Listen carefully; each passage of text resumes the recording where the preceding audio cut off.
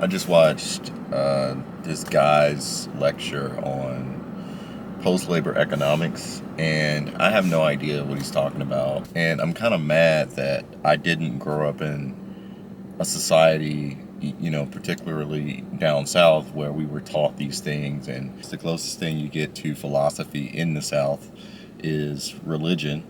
And I think religion is a poor substitute for something that we're supposed to inherently understand, because understanding as it is explained through religion itself, and I'm specifically critiquing Christianity's interpretations of what universalism could be.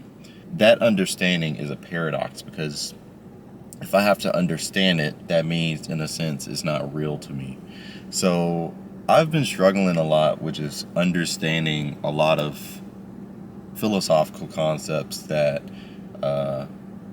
people like Kant tried to explain through their thoughts. People like Nietzsche tried to explain.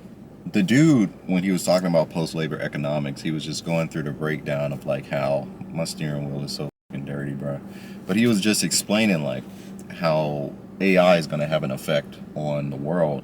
AI is great, right? It really enhances who I already am as a worker, and it definitely does enhance my output. But I don't see a world where AI is going to obscurely implement this society where the people who own the means to this new area of production can just live freely, right? I can't picture a world where people are literally starving and don't have anything to do all day but watch TikToks and flex on Instagram and not be angry enough to start the French Revolution Part 2. I don't know, it just seems like everything's so fragmented. Nobody actually has like a grand idea that they're willing to die for anymore.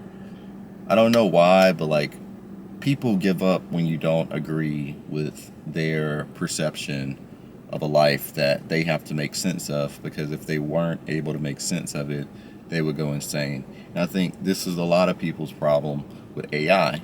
Deep down inside, we know that if AI took all of our jobs, we are a part of a world that has just enough bull to like hold all of this together. And we would have to realize that. And that kind of reminds me of what Nietzsche said, right? When he said, if you look into the abyss will stare back at you. I think that's true. I think in a way, if you really just look at what's going on, right?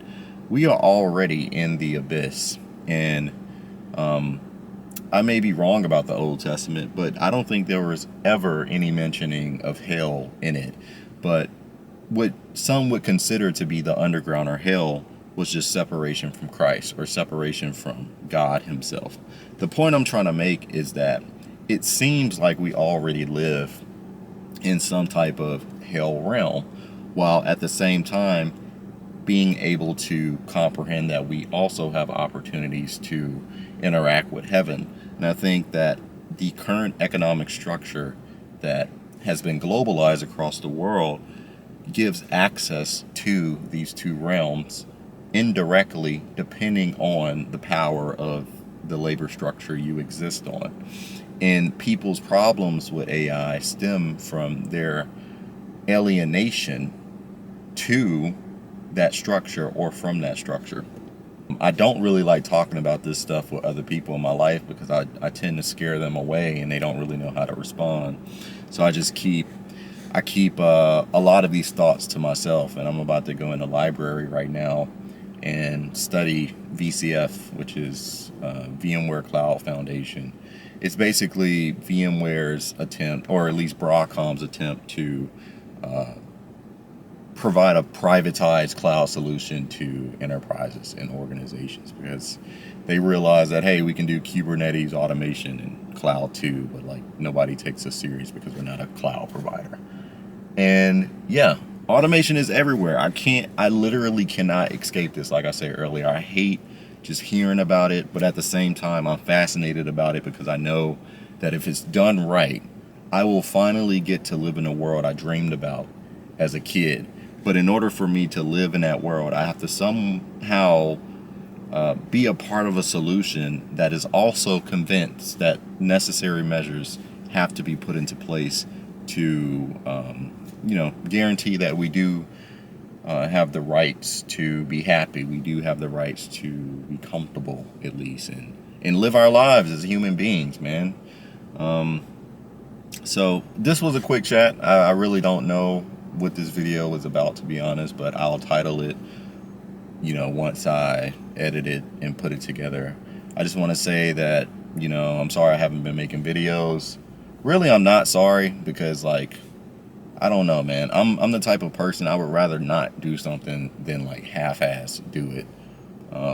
Because that's just the type of person I am. I think you should do everything that you want to do in this world with love. And if you're not going to do it with love, if you're not going to do it with finesse and be creative about it, there's no point in doing it, because it's already been done.